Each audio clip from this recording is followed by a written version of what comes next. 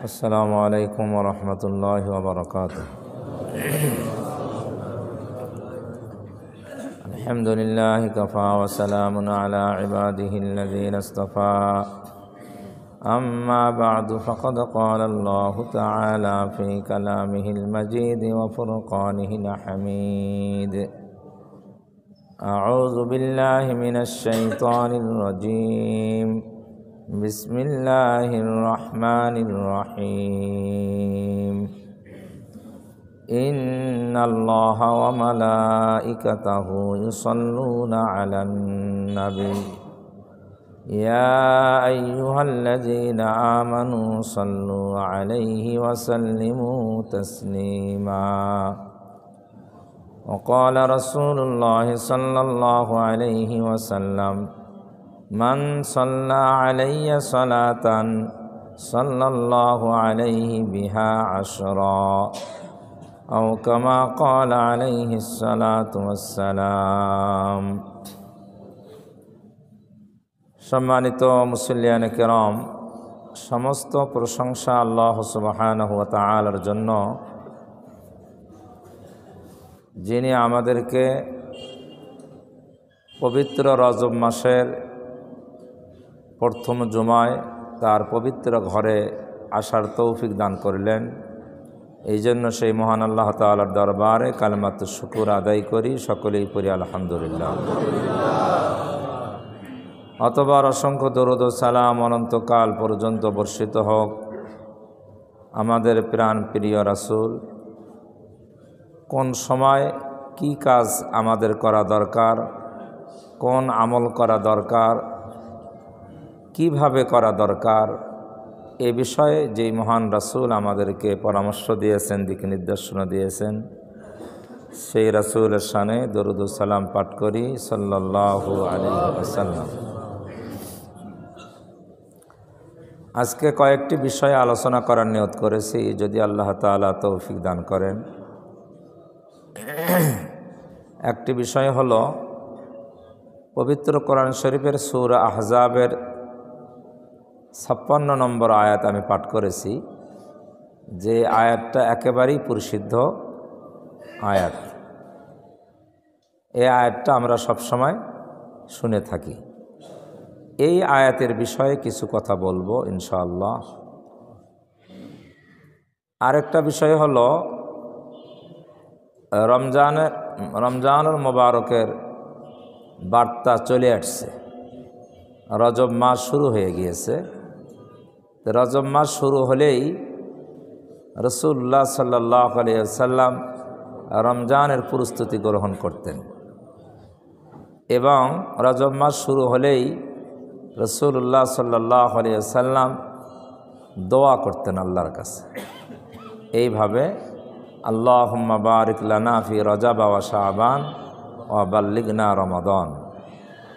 যেই দোয়ার অর্থ হলো, হে আল্লাহ, রজব এবং শাবান মাসে আমার প্রতি বরকত নাজিল করেন, রমজান পর্যন্ত আমার হায়াত দারাজ করে দেন।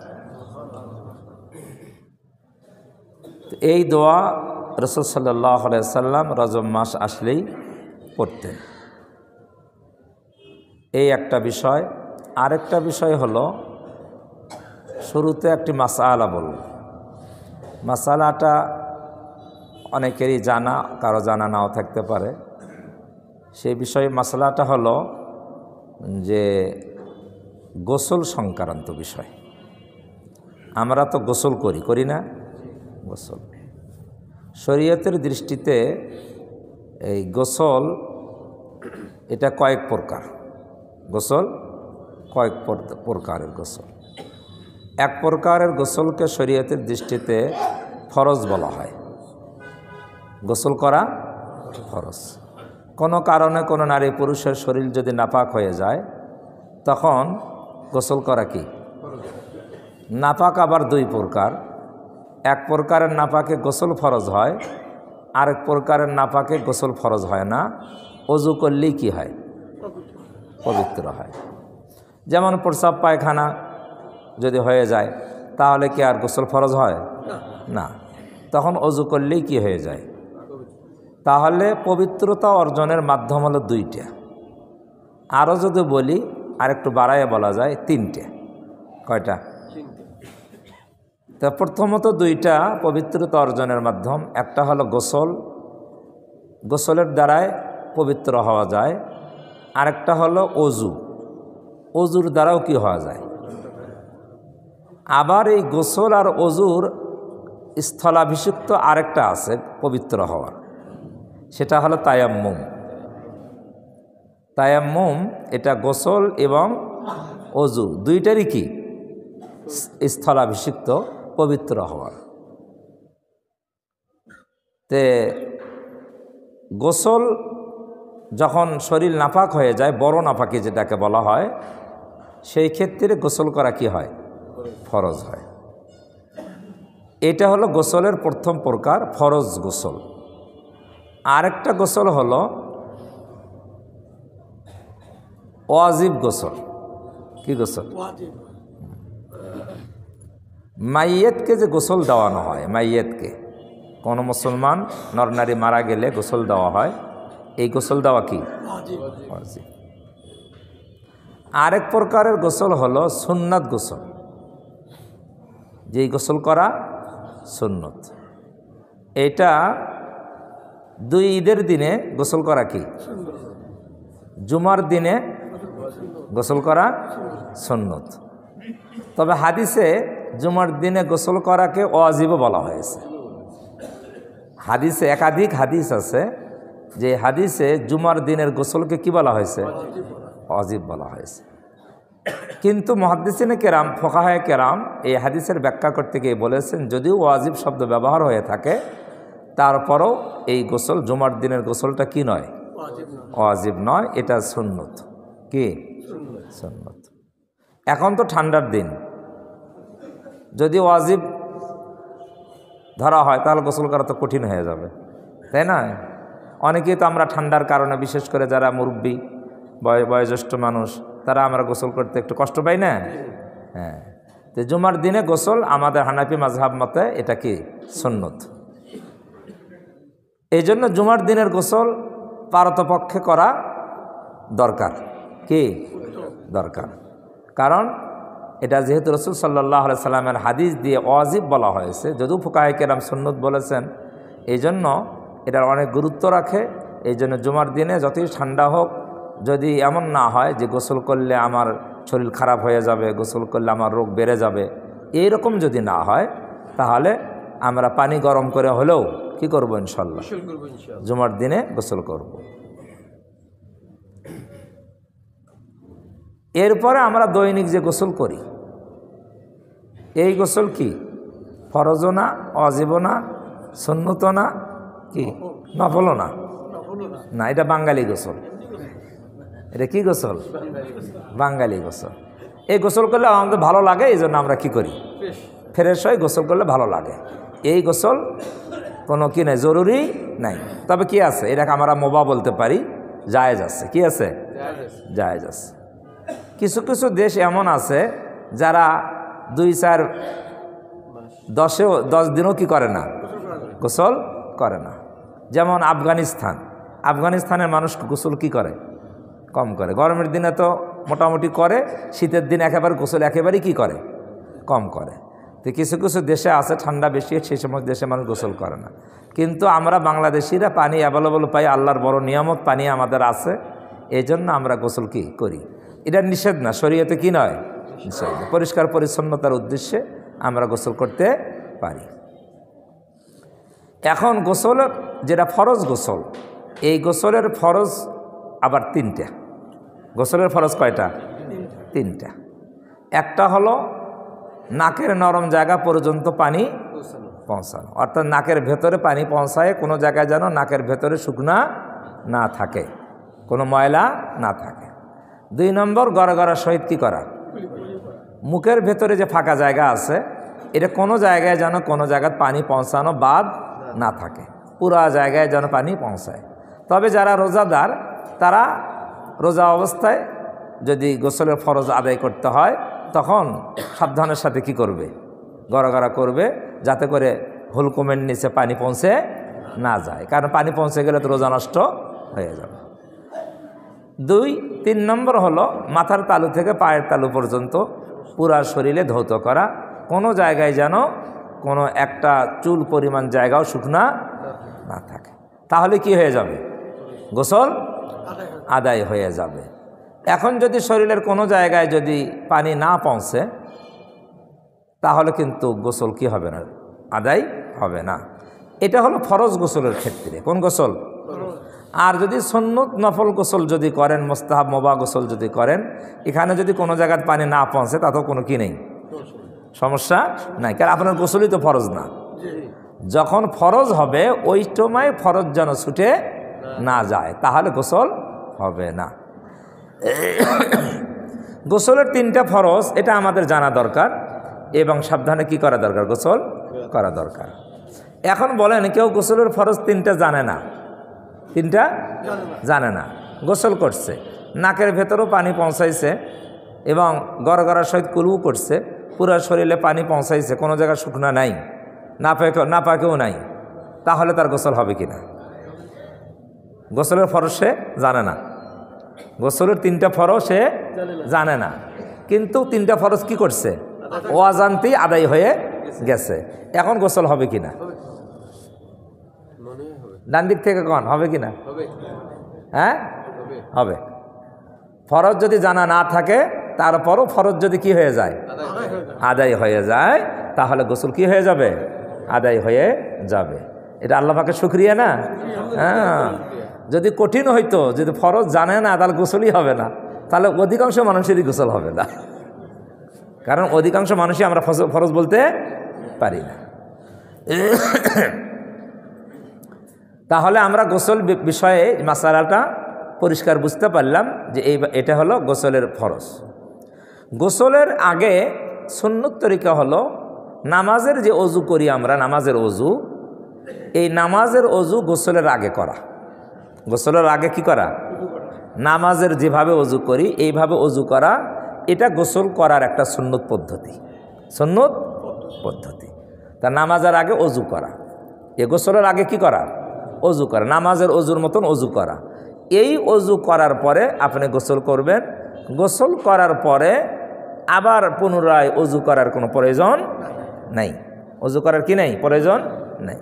এক, গোসলের আগে যদি নামাজের অজু কেউ না করে কিন্তু গোসলের ফরজ আদায় করে গোসল করে, গোসলের ফরজ আদায় করে গোসল করে, নিয়মিত অজু করে নাই, গোসলের ফরজ আদায় করে গোসল করছে, এখন গোসলের পরে আবার নামাজের জন্য পুনরায় অজু করতে হবে কি না? এটা একটা প্রশ্ন। বলেন, এই দিক থেকে বলেন। হ্যাঁ হ্যাঁ, এখানে আমাদের 2 রকমের মত আসবে। কেউ বলবে করতে হবে, কেউ বলবে করতে হবে না। আসলে শরীয়তের মাসলা করতে হবে না, কারণ গোসল হলো পবিত্রতা অর্জনের বড় ফরজ, বড় মাধ্যম। অজু হলো পবিত্রতা অর্জনের ছোট মাধ্যম। আর অজুটা গোসলের মধ্যে ঢুকে আছে। অজু কি আছে? গোসলের মধ্যে ঢুকে আছে। অজুতে যে অঙ্গগুলো আমরা ধুইতে গোসল করলে সেগুলোকে শুকনো থাকে, এজন্য অজু গোসলের ভেতরে কি আছে? ঢুকে আছে। এই জন্য গোসল যদি ফরজ আদায় করে গোসল করা হয় তাহলে পুনরায় আর অজু করার দরকার নাই। কথা বুঝতে পারছেন না? পারেন নাই? আর অজু করার দরকার নাই। তার মানে অজু গোসলের মধ্যে কি আছে? ঢুকে আছে। গোসল করে কাপড় পরিবর্তনের সময় যদি হাঁটুর কাপড় কি হয়ে যায়? উঠে যায়, তাতেও অজু নষ্ট হবে না, অজু নষ্ট হবে না। আর গোসলখানার ভেতরে যদি, বাথরুমের ভেতরে যদি গোসল আমরা তো সাধারণত করি, শহরের মানুষ, সেখানে তো কেউ দেখারও কেউ নেই। আছে কেউ দেখবে? নাই। আসলে ফরজ তরক করা নিষেধ, এটা হলো কেউ যেন না দেখে, কেউ যেন, অন্য লোক যেন না দেখে। তো নিজে নিজেই যদি এমন জায়গায় ফরজ তরক হয়, কেউ দেখতেছে না, তাহলে কোনো গুনাহ হবে না। কথা বুঝছেন না? বোঝেন নাই? বাথরুমের ভেতরে ফরজ তরক হলে কি হবে না? ফরজ তরকের গুনাহ হবে না, কারণ সেখান তো অন্য কেউ দেখতেছে না। এরা ফরজ ঢেকে রাখার বিধান হলো অন্য যেন না দেখে, অন্য মানুষ যেন না দেখে। এটা হলো মূল কারণ, হলো ফরজ ঢেকে রাখা। তাহলে আমরা গোসল বিষয়ে মোটামুটি একটা ধারণা পাইলাম। এখন আসি আমরা মূল আয়াতের বিষয়ে, যে কোরআন শরীফের যে আয়াতটা আমি পড়েছি, এই আয়াতটা সাধারণত আমরা যখন মিলাদ শরীফ পড়ি তখন কি করি? পড়ি না? এবং জুমার নামাজের দ্বিতীয় যে খুতবা আছে, এই খুতবার মধ্যেও কি করা হয়? এই আয়াতটা পড়া হয়। একটা বিষয় খুব খেয়াল রাখতে হবে, এটা অন্য দেশের কথা বলতে পারবো না, আমাদের দেশে এটা আমি বেশি অনুধাবন করি। কারণ রাজনৈতিকভাবে যেমন আমরা বিভিন্ন দলে বিভক্ত, ধর্মীয়ভাবেও আমরা বিভিন্ন দলে কি রাজনৈতিক দলও যেমন অনেক, ধর্মীয় দলও কি অনেক। তা আমরা যে ধর্মীয় দিক দিয়ে যে যে দল করি বা সমর্থন করি, আমরা নিজেদের দলের যেই সমস্ত কি আছে, নিয়ম কানুন আছে, দর্শন আছে, এই দর্শনগুলা, এই নিয়ম কানুনগুলা আমরা কোরআন হাদিস দিয়ে প্রমাণ করার কি করি? চেষ্টা করি। মানে আমার এই মত, আমার নিয়ম নীতি, এটা যে সঠিক, এটা প্রমাণ করার জন্য আমরা কোরআন হাদিস কি করি? দলিল হিসাবে পেশ করি। এটা আমি মনে করি প্রত্যেকটা ধর্মীয় দলই এটা কি করে? চেষ্টা করে। কিন্তু আমার যে বিষয়টা, যে আসলে এইরকম হওয়া উচিত নয়, এরকম হওয়া, বরং কোরআন হাদিস, আমার মতামতকে কোরআন হাদিসের সাথে কি করব? অধীন করে দেব। আমার মতামতকে, আমার নিয়ম কানুনকে কোথায়, কার অধীন করব? কোরআন হাদিসের অধীন করে দেব। কোরআন হাদিসকে আমার মতামতের অধীন করব না।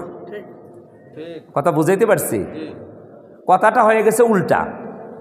কোরআন হাদিসকে আমার মতামতের অধীন করে দেই, আমার মতামতকে প্রতিষ্ঠিত করার জন্য। আসলে হওয়া উচিত আমার মতামতকে কোরআন হাদিসের অধীন করে দেব। কোরআন হাদিস যা বলবে ওটাই আমার মতামত। এই মতামত প্রতিষ্ঠিত করতে গিয়ে আমি কোনো দল, কোনো নেতা, কোনো হুজুর, কোনো পিসাব, কাউকে অগ্রাধিকার দেব না। কারণ যদি আমি অগ্রাধিকার দেই, তাহলে নাউজুবিল্লাহি মিন যালিক, আল্লাহর উপরে আমার দলকে অগ্রাধিকার দেওয়া হয়, আল্লাহর উপরে আমার পিসাবকে, আমার হুজুরকে অগ্রাধিকার দেওয়া হয়, হয় কি না? রসুলের উপরে আমার দলকে, আমার নেতাকে কি দেওয়া হয়? অগ্রাধিকার দেওয়া হয়। আল্লাহর উপর, রসুলের উপরে যদি আমরা কাউকে অগ্রাধিকার দেই, তাহলে ইমানের বিষয়ে একটু চিন্তা করে দেখেন, কি ইমান কি ঠিক থাকার কথা? হ্যাঁ, ঠিক থাকার কথা না। আল্লাহ তাআলা আমাদের বোঝার তৌফিক দান করেন।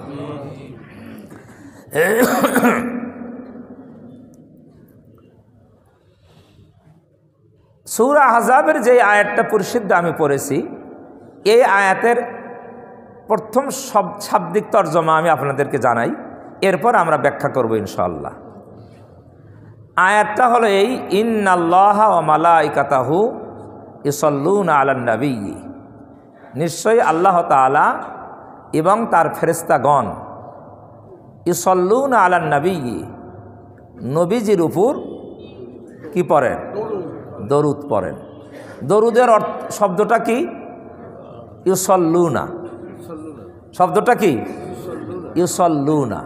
ইউসাল্লুনা অর্থ হলো দরুদ পড়েন। আল্লাহও দরুদ পড়েন, নবীও কি পড়েন? দরুদ। এটা তো আমরা অর্থ জানি নাকি? এই অর্থটা আমরা সবাই জানি। এরপরে আল্লাহ তাআলা বলছেন, ইয়া আইয়ুহাল্লাযীনা আমানু, হে ঈমানদারগণ, সল্লু, তোমরাও দরুদ পড়ো। সল্লু মানে কি? সল্লু আলাইহি, আলাইহি মানে নবীর উপর, তোমরাও দরুদ পড়ো। ওয়া সাল্লিমু তাসলিমা, এবং যথাযথভাবে সালাম পড়ো। আল্লাহ এবং আল্লাহর ফেরেশতারা নবীর উপর কি পড়েন? দরুদ পড়েন। ঈমানদাররা নবীর উপরে দরুদ পড়ো এবং সালাম পাঠাও যথাযথভাবে। এটা হলো আয়াতের শাব্দিক অর্থ। আর দরুদ, এই দরুদের আরবি শব্দ হলো এখানে ইউসাল্লুনা। কি শব্দ?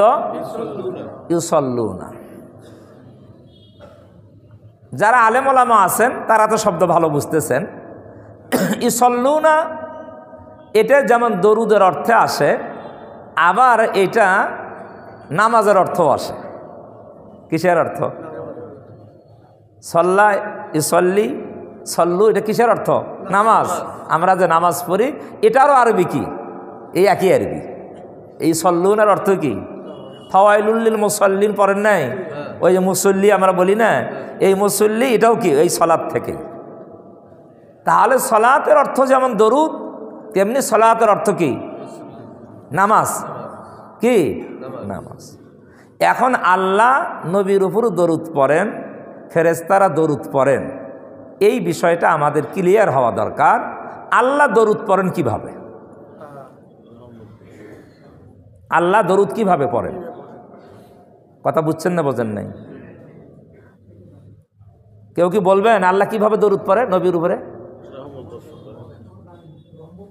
হ্যাঁ, এই জন্য আমাদের মধ্যে গোজামিলি ব্যাখ্যা আছে। কি ব্যাখ্যা? আমার মতকে প্রতিষ্ঠিত করার জন্য আয়াত দলিল হিসেবে পেশ করি, কিন্তু আয়াতের সঠিক ব্যাখ্যা আমরা বলি না। আমরা যেমন দরুদ পড়ি, আল্লাহ কি সেভাবে দরুদ পড়ে? তাহলে আস্তাগফিরুল্লাহ বলা লাগবে, নাউযুবিল্লাহ। এখানে এই সলাত শব্দ যখন আল্লাহর সাথে সম্পৃক্ত হয়, নিসবত হয়, তখন অর্থ হয় আল্লাহ রহমত নাজিল করেন। আল্লাহ কি করেন? তাহলে আল্লাহ দরুদ পড়েন নবীর উপরে, এ কথার অর্থ কি? আল্লাহ নবীর উপরে রহমত কি করেন? নাজিল করেন, অনুগ্রহ নাজিল করেন। রহমত মানে কি? অনুগ্রহ। তাহলে আল্লাহ দরুদ পড়েন, এই কথা বলে আমরা প্রমাণ দিয়ে দিলাম এই তোমরা দরুদ পড়ো। আল্লাহ দরুদ পড়ে, কথা কি মিলল? না, একেবারে অপব্যাখ্যা। আল্লাহ দরুদ পড়েন এ কথার অর্থ হলো নবীর উপরে আল্লাহ রহমত কি করেন? নাজিল করেন, অনুগ্রহ। আচ্ছা বলেন, এটা কি আমরা সবারই ধারণা আছে? না, 2-4 জন বাদে এরা ধারণা নাই। আমরা সবাই জানি আল্লাহ কি করে? দরুদ পড়ে। আল্লাহর দরুদের অর্থ কি? এইটা ক্লিয়ার আমাদের কনসেপ্ট নেই। আল্লাহর দরুদের অর্থ হলো রহমত নাজিল করেন নবীর উপর এবং কি করেন? অনুগ্রহ নাজিল করেন। ফেরেশতারা নবীর উপরে দরুদ পড়েন, এ কথার অর্থ কি? এ কথার অর্থ হলো ফেরেশতারা নবীর উপর রহমতের দোয়া করেন। রহমতের কি করেন? কি দোয়া? হে আল্লাহ নবীর উপর আপনি রহমত নাজিল করেন। এটা দোয়া না? ফেরেশতারা আল্লাহর কাছে দোয়া করেন, হে আল্লাহ নবীর উপর আপনি রহমত কি করেন? নাজিল করেন। এটা হলো ফেরেশতাদের দরুদ। এবার বুঝতে পারছেন? তাহলে ফেরেশতাদের দরুদ হলো ফেরেশতারা সরাসরি কি করেন না? রহমত নাজিল করেন না। ফেরেশতারা সরাসরি রহমত নাজিল করার ক্ষমতা আছে? রহমতের মালিক কে? আল্লাহ। তো ফেরেশতারা কোত্থেকে নাজিল করবে? ফেরেশতারা তো দোয়া করতে পারে। ফেরেশতারা নবীর উপর রহমত নাজিলের কি করেন? দোয়া করেন। এটা হলো ফেরেশতাদের দরুদ পড়া। আর আল্লাহর দরুদ পড়ার অর্থ হলো আল্লাহ সরাসরি নিজে রহমত নাজিল করেন। কথা বুঝতে পারছেন না পারেন নাই? এখন আল্লাহর দরুদের পদ্ধতি বুঝলাম, ফেরেশতাদের দরুদের পদ্ধতি বুঝলাম। এখন আসলো আল্লাহ বলছেন, ইয়া আইয়ুহাল্লাযীনা আমানু সাল্লু আলাইহি ওয়া সাল্লিমু তাসলিমা। হে ঈমানদারেরা, তোমরা নবীর উপরে কি পড়ো? দরুদ পড়ো। তোমরা নবীর উপর দরুদ পড়ো। ওয়া সাল্লিমু তাসলিমা, এবং যথাযথভাবে নবীর উপরে কি পড়ো? সালাম করো, সালাম পড়ো। তাহলে আমাদের উপরে আদেশ আসলো কয়টা? 2টা। একটা হলো দরুদ পড়ার, একটা কি? আয়াতে কারিমা যখন নাজিল হলো, এই আয়াত যখন নাজিল হলো, তখন একজন সাহাবী নবীজিকে প্রশ্ন করলেন। কি করলেন? ইয়া রাসূলুল্লাহ, এই আয়াতের মধ্যে আমাদের প্রতি 2টা আদেশ আছে। কয়টা আদেশ? একটা হলো আপনার প্রতি দরুদের আদেশ, আর একটা হলো সালামের আদেশ। কয়টা আদেশ? 2টা আদেশ। তো আমরা ইতিপূর্বে আপনাকে কেমনে সালাম দিতে হবে, কিভাবে সালাম দিতে হবে, এটা আমরা জানি, জেনেছি আপনার কাছ থেকে। আপনার কাছ থেকে আমরা জেনেছি আপনাকে কিভাবে সালাম দিতে হয়, নবীকে কিভাবে সালাম দিতে হয়। এটা সাহাবারা বলতেছেন আমরা এটা জানি, এটা আপনার কাছে আমরা শিখেছি। কিভাবে আপনাকে সালাম দিতে হয় এটা আপনার কাছে আমরা শিখেছি। এটা কিভাবে সালাম দিতে হয়, এটা তাশাহুদের মধ্যে সাহাবায়ে কেরাম এই আয়াত নাজিলের আগেই সাহাবারা নবীর কাছে শিখেছে। যে সালামের পদ্ধতি কি, আসসালামু আলাইকা আইয়ুহান নাবিয়্যু। নবীকে কিভাবে সালাম দিবে, আসসালামু আলাইকা আইয়ুহান নাবিয়্যু। আসসালামু আলাইকা অর্থ হলো আইয়ুহান নাবিয়্যু, হে নবী আপনার উপর শান্তি বর্ষিত হোক। এটা সালামের কি পদ্ধতি। সাহাবারা বলতেছে যে আমরা আগ থেকেই আপনার কাছ থেকে আপনার উপরে সালাম দেওয়ার নিয়ম শিক্ষা করেছি। সেই নিয়মটা কি, আসসালামু আলাইকা আইয়ুহান নাবিয়্যু। শব্দ আরও বাড়ানো আছে, রাহমাতুল্লাহি ওয়া বারাকাতুহু। ওই পর্যন্ত না পড়লেও যদি এতটুকু পড়া হয় আসসালামু আলাইকা আইয়ুহান নাবিয়্যু, তাহলে সালাম কি হয়ে যাবে, আদায় হয়ে যাবে। সাহাবারা বললেন ইয়া রাসূলুল্লাহ, আয়াতে দুইটা নির্দেশ, একটা হলো সালাম আর একটা হলো দরুদ।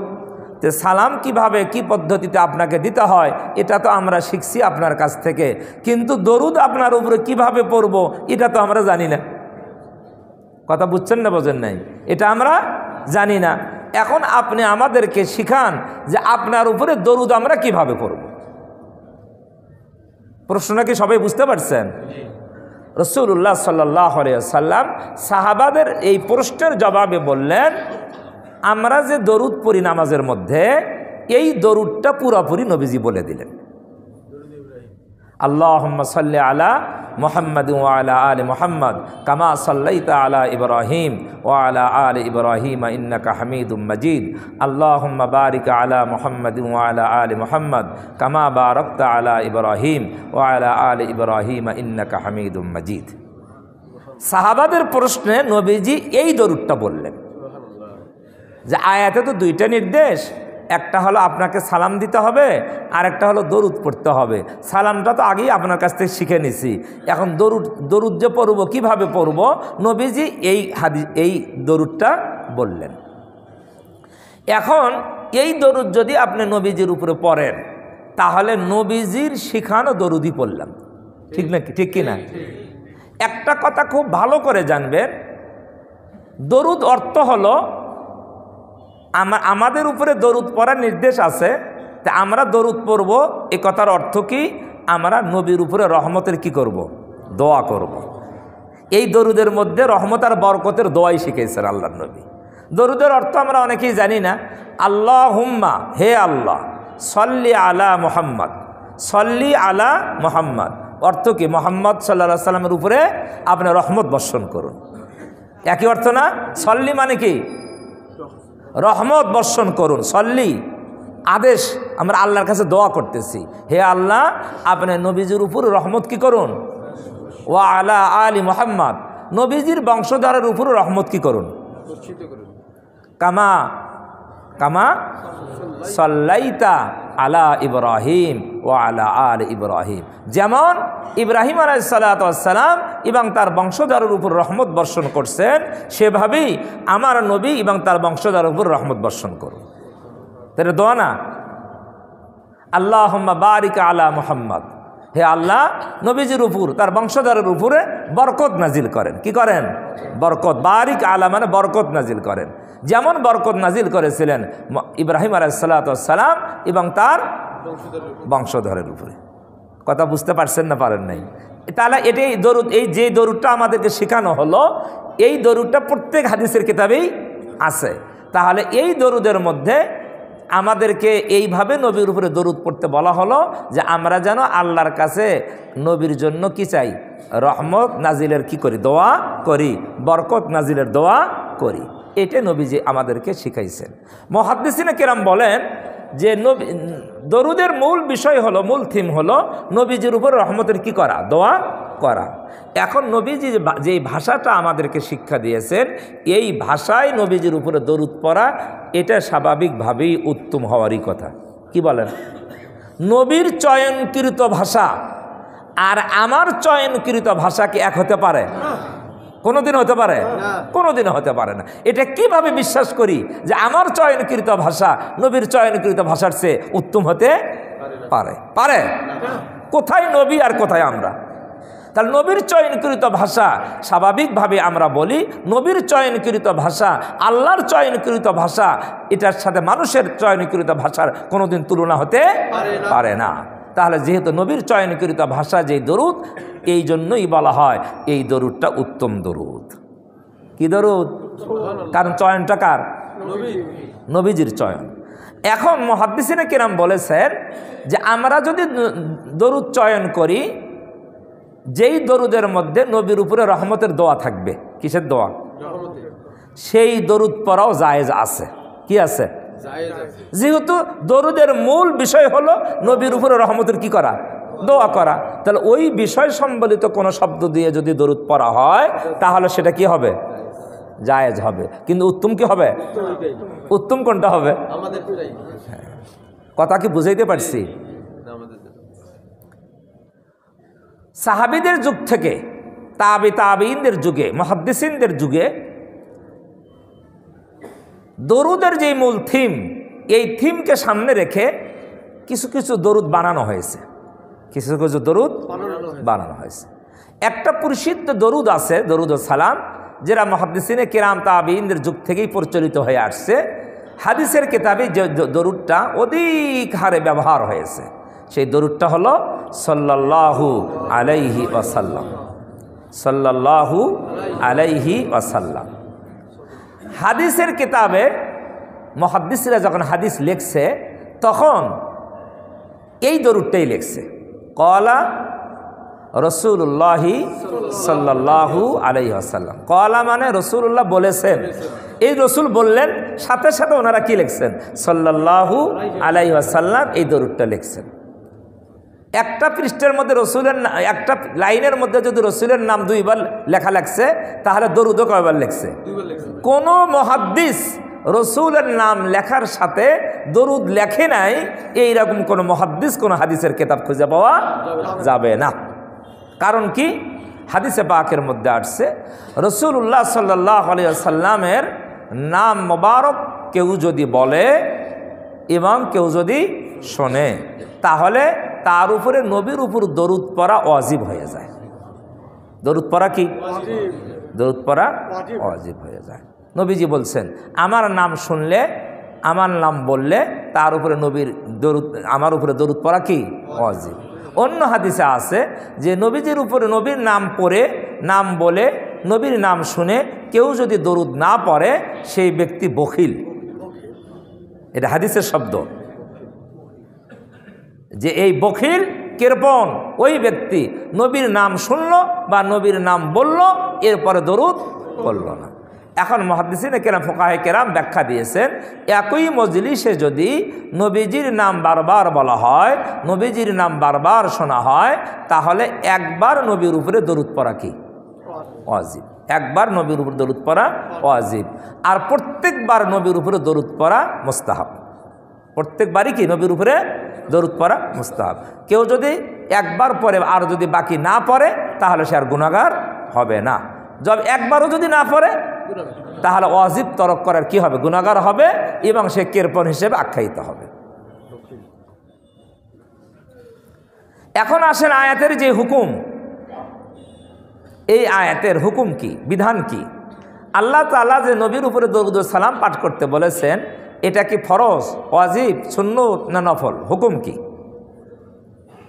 ইমাম আবু হানিফা রাহমাতুল্লাহ আলাইহির ব্যাখ্যা হলো, আয়াতের হুকুম হলো একজন মুসলিমের উপরে জীবনে কমপক্ষে একবার নবীজির উপরে দরুদ পড়া ফরজ। জীবনে কি? একবার। কোনো উম্মত যদি জীবনে একবার দরুদ পড়ে তাহলে তার এই আয়াতের যে বিধান আদায় হয়ে যাবে। ফরজ কি হয়ে যাবে? 2, দরুদ পড়া ওয়াজিব, একটু আগেই যেটা বললাম। 2 নম্বর ওয়াজিব। সেই ওয়াজিবটা কি? নবীজির নাম একবার বললে, নবীজির নাম বললে অথবা শুনলে সেখানে দরুদ পড়া কি? ওয়াজিব। একই মজলিসে বারবার পড়লে একবার পড়া কি ওয়াজিব, আর বারবার শুনলে বারবার বললে মুস্তাহাব। 3 নম্বরে নবীজির উপর দরুদ পড়া সুন্নতে মুআক্কাদা। এটা হলো নামাজের ভেতরে শেষ বৈঠকে, নামাজের ভেতরে শেষ বৈঠকে আমরা দরুদ পড়ি না, এই দরুদ পড়া হলো সুন্নতে মুআক্কাদা। তাহলে কয় প্রকার হলো দরুদ? 3 প্রকার হলো না? ফরজ, ওয়াজিব, সুন্নত। কয় প্রকার হলো? 3। হ্যাঁ, এরপরে নবীজির উপরে আমরা যত বেশি দরুদ পড়তে পারি এটা মুস্তাহাব। এটা কি?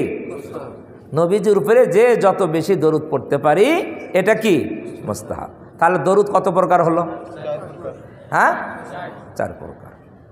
কেউ যদি মুস্তাহাব দরুদ না পড়ে তাহলে তাকে কি গোস্তাখে রাসূল, রাসূলের দুশমন বলা যাবে? হ্যাঁ, বোঝেন নাই? একজন মুসলিম যদি মুস্তাহাব আমল না করে তাকে গোস্তাখে রাসূল বলা যাবে? আমরা যে মিলাদ শরীফে দরুদ শরীফ পড়ি এটা কি ফরজ, ওয়াজিব, সুন্নত? বেশির থেকে বেশি মুস্তাহাব বলতে পারেন। আলহামদুলিল্লাহ মুস্তাহাব। বেশির থেকে বেশি কি বলতে পারেন? মুস্তাহাব। এর বেশি তো কিছু বলতে পারবেন না। তাহলে কেউ যদি মিলাদ শরীফ না পড়ে তাকে কি বেয়াদবে রাসূল বলতে পারবেন? যদি আমরা বলি ঠিক হবে? এই বলাটাই বেয়াদবি। কারণ মুস্তাহাব ছেড়ে দিলে গুনাহগার হয় না। শরীয়ত বলে কোন মুস্তাহাব ছেড়ে দিলে গুনাহগার হয় না। তবে দরুদ বেশি বেশি যে পড়বে এটার ভিন্ন ফজিলত আছে। সেটাকে সম্মিলিত পড়বেন, মিলাদার আকারে পড়বেন, না ব্যক্তিগতভাবে পড়বেন, না গভীর রজনীতে পড়বেন, এটা আপনার ব্যক্তিগত ব্যাপার, ঠিক কি না? দরুদ যে যত বেশি পড়বে এটার ভিন্ন কি আছে? ফজিলত আছে। এক হাদিসের মধ্যে ফজিলত বর্ণনা করা হয়েছে। রাসূলুল্লাহ সাল্লাল্লাহু আলাইহি ওয়াসাল্লাম বলেন, যেই ব্যক্তি যত বেশি দরুদ পড়বে কিয়ামতের দিন সেই ব্যক্তি আমার তত বেশি নিকটবর্তী হবে। যার আমল নামায় বেশি দরুদ শরীফ থাকবে কিয়ামতের দিন নবীজির সে কি হবে? নিকটবর্তী হবে। তাহলে এই ফজিলত লাভ করার জন্য বেশি বেশি দরুদ পড়া দরকার। কথা বুঝে আসছে না? আসেনি? এখন একটা প্যাস, বেশি বেশি দরুদ পড়ব, দরুদ ও সালাম একসাথে পড়ব, না শুধু দরুদ পড়লেই হবে, শুধু সালাম পড়লেই হবে? এটা একটা গুরুত্বপূর্ণ বিষয়। কোরআনের আয়াতে সল্লু আলাইহি ওয়া সাল্লিমু তাসলিমা বলা হয়েছে। নবীর উপর দরুদ পড়ো এবং সালাম পাঠাও, দুইটা কথা একসাথে বলছে না? এখন আমরা যখন যেখানে দরুদ পড়ব সেই জায়গায় দরুদ আর সালাম একসাথেই পড়তে হবে, না শুধু দরুদ পড়লেই হবে বা শুধু সালাম পড়লেই হবে? কথা বুঝছেন না বোঝেন নাই? কেউ কেউ কোনো কোনো ওলামায়ে কেরাম তারা বলেন দরুদ ও সালাম একসাথেই পড়তে হবে, যেহেতু কোরআনের আয়াতের মধ্যে দুইটা একসাথেই কি করা হয়েছে? বলা হয়েছে, এই জন্য একসাথেই পড়তে হবে। যদি একসাথে না পড়েন বা এমন দরুদ পড়েন যেই দরুদের মধ্যে সালাম নাই, যেই দরুদের মধ্যে কি নাই? সালাম নাই, যেমন দরুদ ইব্রাহিম। আমরা যে দরুদ ইব্রাহিম পড়ছি এই দরুদের মধ্যে সালাম শব্দ নাই, অতএব এই দরুদ পড়া উত্তম হবে না। এটা কেউ কেউ ব্যাখ্যা দেন। তাদের যুক্তি হলো যেহেতু কোরআন শরীফে দরুদের আদেশ সালামের আদেশ একসাথেই দেওয়া হয়েছে, এই জন্য এমন দরুদ পড়তে হবে যেই দরুদের মধ্যে দরুদও আছে, কি আছে? সালামও আছে। এইটা। তবে এই যুক্তিটা আবার কিছু কিছু আলেম, বিচক্ষণ আলেম, তারা বলছে তাদের এই যুক্তিটা কি নয়, ঠিক নয়। কেন? তাদের যুক্তি হলো, তাদের দলিল হলো কোরআন শরীফে এটা একাধিক জায়গায় আছে যে আকিমুস সালাত ওয়া আতুজ যাকাত একসাথে নাই? নামাজ কায়েম করো, যাকাত আদায় করো, একসাথে আছে কি না? একই রকমের একসাথে। তাহলে তো যদি দুইটা হুকুম যদি একসাথে থাকে আর দুইটা যদি একসাথে আদায় করতে হয়, এটাই যদি আল্লাহর হুকুম হয়, তাহলে যখনই নামাজ পড়বেন তখনই যাকাত দেওয়া লাগবে। তাই না? মসজিদ থেকে বের হয়ে কি করবেন? 5 ওয়াক্ত যাকাত দিবেন। এটাই যদি অর্থ হয়, কথা বোঝেন নাই? এটাই কি অর্থ? না, একসাথে বললেই যদি একসাথে পড়তে হবে এটা কি নয়, আল্লাহর উদ্দেশ্য নয়। তার দলিল এই আয়াত। কথা বুঝছেন না বোঝেন নাই? নবীজিকে সালাম দিবেন। নবীজির হায়াতে তয়্যিবায় সাহাবাই কেরাম নবীজিকে সালাম দিছেন, যেটা একটু আগেই বললাম। কখন দিছেন? নবীজির সাথে যখন সাক্ষাৎ হয়েছে তখন কি দিছে নাকি অসাক্ষাতেও দিছে? হ্যাঁ, যখন নবীজির সাথে সাক্ষাৎ হয়েছে তখন সাহাবাই কেরাম নবীজিকে কি দিছেন? আর সালামের বিধানটা সাক্ষাতেরই বিধান। নবীজির সাথে সাক্ষাৎ হয়েছে, নবীজিকে বলছে আসসালামু আলাইকা আইয়ুহান নবী, হে নবী আপনার উপর শান্তি বর্ষিত হোক। এটাই সুন্নাহ। এটাই কি সালামের বিধানটা হলো নবীজির সাথে যখন সাক্ষাৎ হবে তখন নবীজিকে কি দেওয়া। আপনি আপনার বন্ধুকে সালাম দিবেন, যখন সাক্ষাৎ হবে তখনই কি দিবেন, তাই না? নাকি বন্ধু আছে সৌদি আরব, আপনি এখানে বসে আছেন, কোনো যোগাযোগ নেই, বন্ধুকে সালাম দিচ্ছেন, এভাবে সালাম দেয়? যে সালাম তো দেয় যখন সাক্ষাৎ হয়। আর হাদিসের মধ্যে এই কথাই বলা হয়েছে যা লাকিতুম, যখন তোমার একে অপরের সাথে কি হবে, মোলাকাত হবে, তখন কি দিবা? এই সালাম হলো কি সুন্নত। এই সালাম সুন্নত। নবীজির রওজা মোবারকে যখন কেউ যায় জিয়ারত করার জন্য, নবীজির রওজা মোবারকে যখন কেউ যায় জিয়ারত করার জন্য, তখনও সালাম দিতে হয় এইভাবেই, আসসালামু আলাইকা আইয়ুহান নবিয়্যু ওয়া রাহমাতুল্লাহি ওয়া বারাকাতুহু। তখনও এই পদ্ধতিতেই সালাম। কোন পদ্ধতি? নবীজির হায়াতে যেভাবে সাহাবাই কেরাম সালাম দিয়েছে ওই শব্দ দিয়েই নবীজির রওজা মোবারকও কি দেওয়া হয়, এটাই নিয়ম। কেন? নবীজি হলো হায়াতুন নবী। কবরের মধ্যে নবীজি কি জীবিত আছেন। তো এই জন্য নবীজিকে জীবিত অবস্থায় সাহাবাই কেরাম যেমন সালাম দিয়েছেন, ইন্তেকালের পরও কবরে যেহেতু হায়াতে রয়েছেন এই জন্য ওইভাবেই সালাম দিতে হবে, আসসালামু আলাইকা আইয়ুহান নবিয়্যু।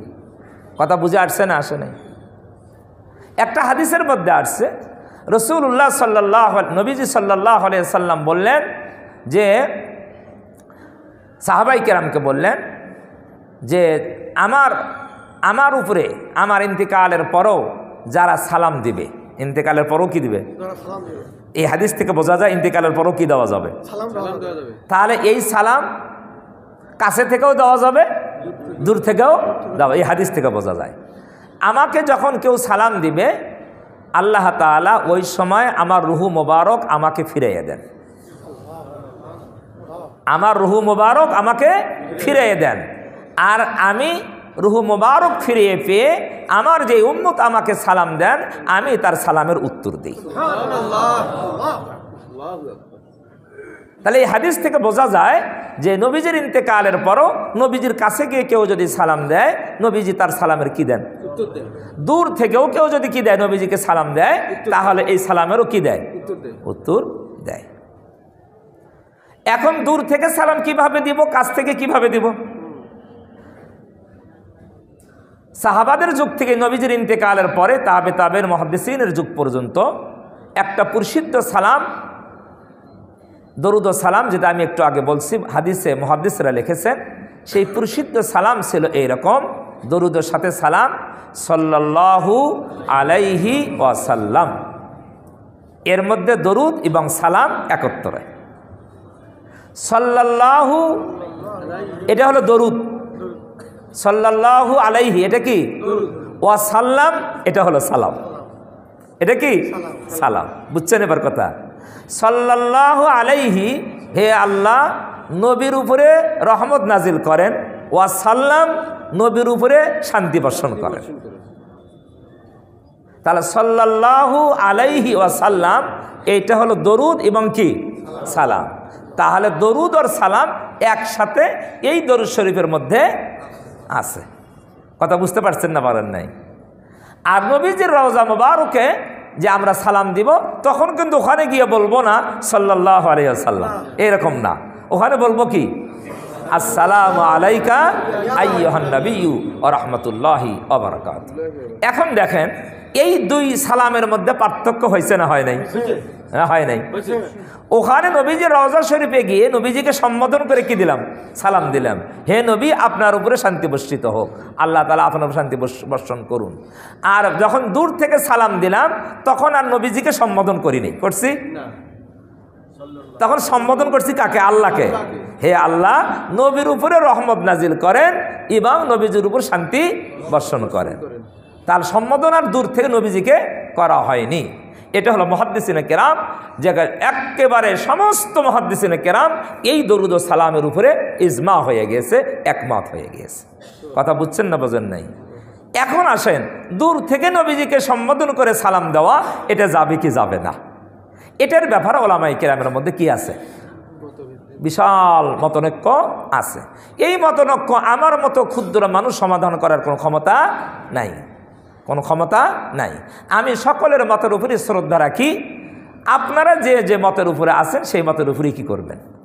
আমল করবেন। কারণ আমার এই যোগ্যতা নাই আমি আপনাকে আরেক মতের উপরে টানে নিয়ে আসবো, এই যোগ্যতা আমার নাই। আর আমার যোগ্যতা থাকলেই আপনাকে আমারটা মানবেন? কোনোদিনও মানবেন না। তবে এই ব্যাপারে মুহাদ্দিসিনে কেরামের যে দরুদটা, দরুদ ও সালাম আমি আপনাদের জানাইয়া দিলাম। আর এই দূর থেকে নবীজিকে সম্বোধন করে যে সালাম পাঠানো হয় এটার ব্যাপারে কি আছে? মতনৈক্য আছে। একদল ওলামায়ে কেরাম বলেন এটাও জায়েজ, আরেক দল ওলামায়ে কেরাম বলেন যে এটা জায়েজ নয়। আল্লাহ তাআলা আমাদের সকলকে বোঝার তৌফিক দান করেন। তবে কেউ কারো উপরে আমরা কটাক্ষ করব না। ইখতিলাফি মাসআলার ব্যাপারে আমাদেরকে এমন ধারণা রাখতে হবে যে আমি যেটা বুঝেছি আমারটা ভুল, আমি সঠিক মনে করি, আমারটা ভুলও হতে পারে। আর উনি যেটা বুঝেছে আমি আমার দর্শনে দেখতেছি ভুল, তবে আল্লাহর কাছে ওনারটাও সঠিক হতে পারে। এটা ইখতিলাফি মাসআলার মূল সূত্র। তাফসিরে মারুফুল কোরআনের মধ্যে মুফতি শফি রহমতুল্লাহ আলাইহি এই সূত্রটা বর্ণনা করেছেন। কিন্তু আমরা যারা ইখতিলাফ করি আমরা কিন্তু এই উসুলের সূত্রগুলো আমাদের যেখানে আমাদের থাকে না। আমরা এমনভাবে বলি যে আমারটাই ঠিক আর ও তো গোমরাহ, পথভ্রষ্ট, জাহান্নামী। এইভাবে বলা কি নয়? ঠিক নয়। আল্লাহ তাআলা আমাদের বোঝার তৌফিক দান করেন।